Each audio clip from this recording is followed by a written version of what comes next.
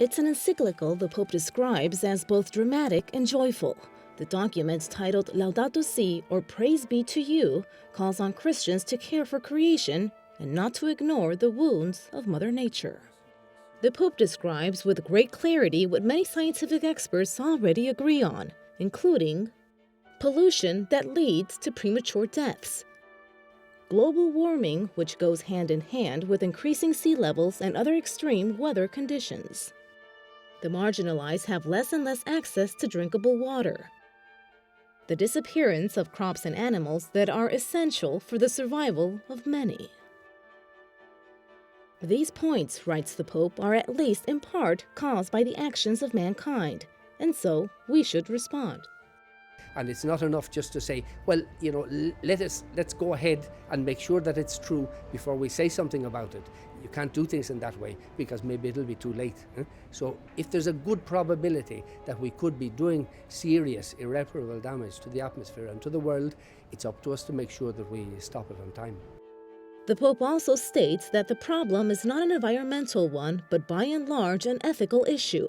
He speaks out against companies that increase pollution and contamination in third world countries because the actions they carry out couldn't be approved in their developed nations. Case in point, the Amazon. Communities that show us how to look at life differently through a unique perspective are being displaced. Many of them are not only losing their land, they are also losing their identity. The encyclical has triggered controversy even before its publication, especially in the U.S., where climate change is still highly debated. In the document, the Pope laments that efforts to improve conditions and care for Mother Nature usually die out because of lack of interest.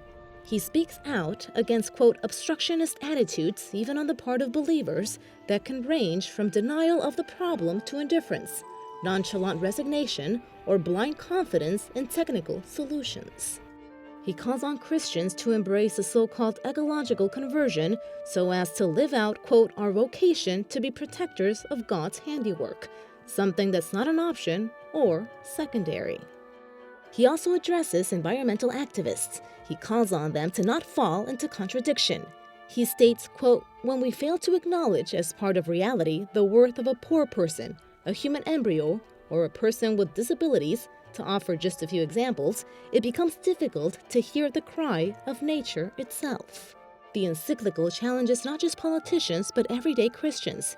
Because the problem is an ethical issue, the solution, he writes, needs to include an inner reflection.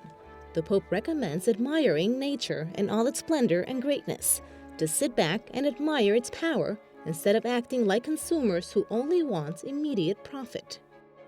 Il mio è dunque un appello alla responsabilità, in base al compito che Dio ha dato all'essere umano nella creazione, coltivare e custodire il giardino in cui lo ha posto. The Pope writes, quote, the effects of the present imbalance can only be reduced by our decisive action here and now. He also includes that one does not need to be the head of a company to make changes. Average people can help Mother Nature as well. Therefore, it calls on changes to one's lifestyle through small everyday actions, like recycling, separating garbage, and putting on a sweater instead of turning up the heat. Even though some believed before reading the Pope's analysis that it would not be 100% accurate, ignoring the current state of Mother Nature could prove to be a lot more dangerous.